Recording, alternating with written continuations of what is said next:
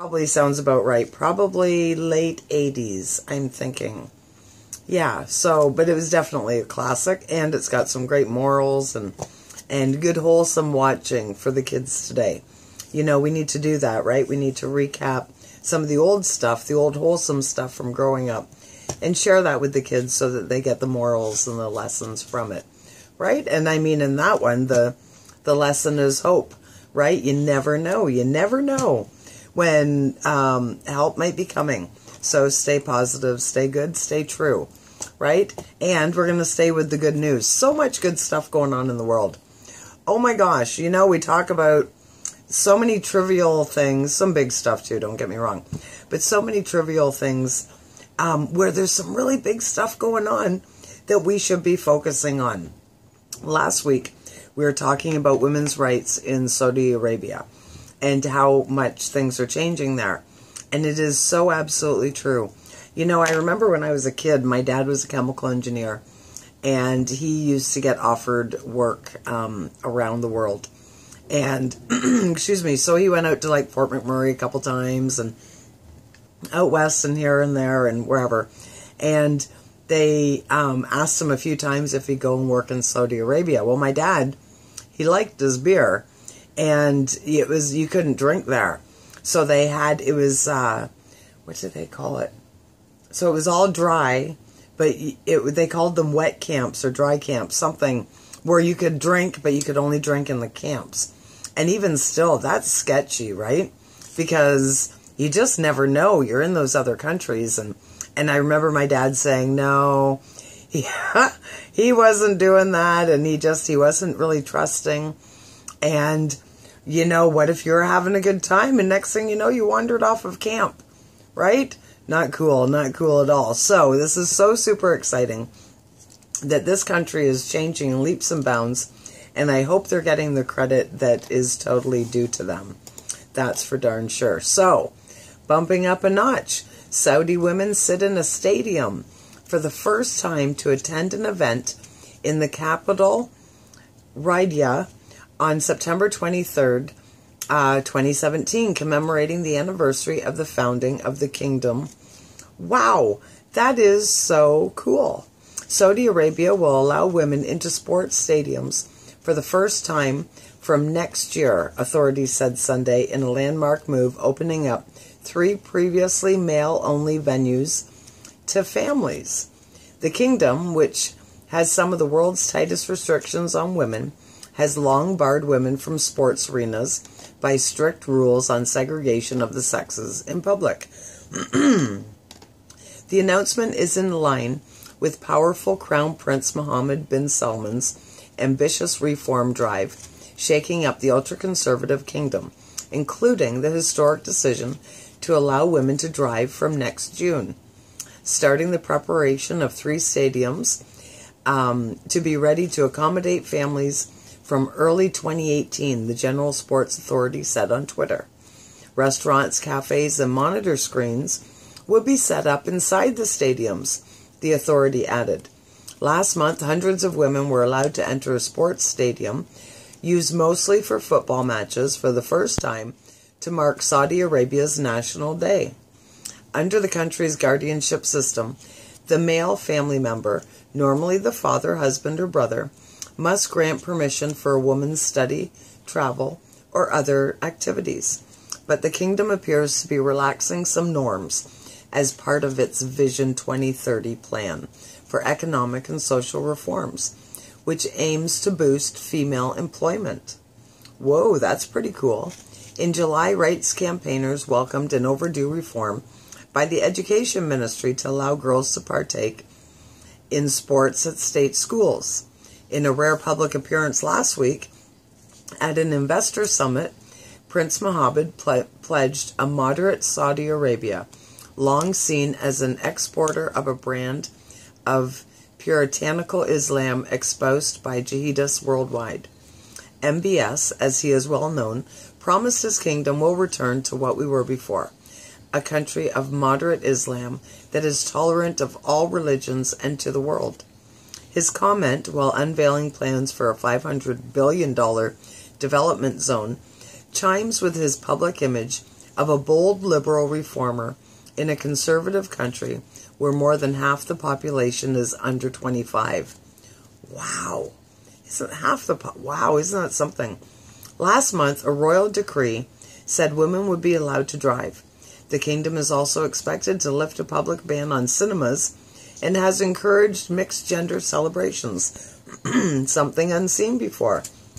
But the vision of creating a moderate Saudi Arabia is fraught with risks and could trigger a backlash from conservatives, analysts warn.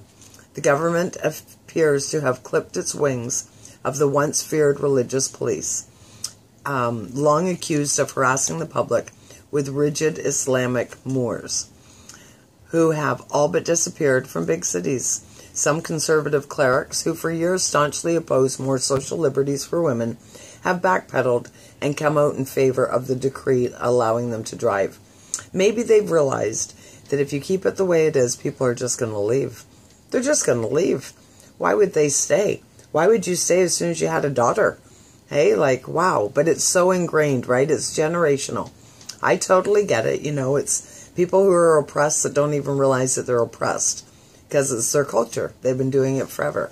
But change is a-coming, and I totally love that. And here's another change, which is awesome. This is in Milwaukee, Wisconsin. A host of community partners gathered to celebrate the groundbreaking ceremony for the construction of St. Anthony's Apartments, 60 units of permanent supportive housing that will rise up from within the former St. Anthony's Hospital. What a great idea for an old building. The historic building at 1004 North 10th Street was recently placed on the National Register of Historic Places for its contribution to the city's African American history. A Chicago-based affordable housing nonprofit, Heartland Housing, is planning and renovating the building into 60 modern apartments with on-site property management and supportive social services, also a health clinic and the homeless outreach programs run by its partner, Capuchin Community Services. That's absolutely awesome, and everything is right there. See, that's what we need. We need these, like, one-stop places where they have all the help that they need. That's the way we're going to repair and move forward. We believe society is better for everyone when all can participate, prosper, and reach their full potential. Affordable housing is the foundation to these achievements, said Michael Goldberg, Executive Director of Heartland Housing. Heartland Housing is thrilled to be adding a fourth permanent supportive housing development in Milwaukee as part of our efforts to support those who have struggled with homelessness and stabilizing their lives. By providing permanent supportive housing to those who would otherwise be homeless, sufficiency will become more than a dream, said Brother Bob Romer, Ministry Director of Capuchin Community Services, which has been serving the poor, the hungry, and the homeless for nearly 50 years as part of the Franciscan province of St. Joseph's in Detroit and its ministries worldwide. That is so absolutely cool. And you know, quite often the thing that we forget as we rehabilitate people is quite often we forget they didn't have the skills to begin with. If you come from generational dysfunction where, let's just go with the drug thing. So grandma's a drug addict, and then mom's a drug addict, and then how do you learn not to be a drug addict? How do you learn, or a thief, or whatever, or just being poor, just living in lack? So you live in lack, your mom lived in lack, her parents lived in lack, lack. And so that's your mindset. You start to accept lack. You start to expect lack. So quite often the foundation isn't there, and that's where we as a community need to step in and help them get the basics, help them have a new normal, right? So you're saying rehabilitate, but they didn't know, the parent that's lacking in parental skills. Well, did they learn it from their parent? Or, are you expecting them just to fly by the seat of their pants? Because, let's see, how's that going? Not going so good, right? So we need to go over and above, and instead of just, dangling the tools in front of people. Sit down with them, show them. We all have different ways of learning. Some people like to do, some people like to watch, some people like to listen. So let's make it work for everybody, because we will all prosper because of it. I'm so passionate about this because there is help. There's nice people, there's help there, there's an abundance of everything. There's no reason why we can't. Let's fix this planet up, okay? Let's just do our love revolution and move forward and help each other and be good to each other. It's really not that difficult. It's just a matter of being interested in doing it. So, last news story, because I'm chatty McChat here. This is cool. Another one in the States. St. Louis. We've talked about St. Louis quite a bit. There's some cities that are real leaders here, and I love it. St. Louis, a city that currently gleans about 80% of its energy from coal-powered sources, has just announced its plans to become 100% dependent on renewable energy by 2035. The decision, which is unanimously approved by the St. Louis Board of Aldermen, was passed on Friday.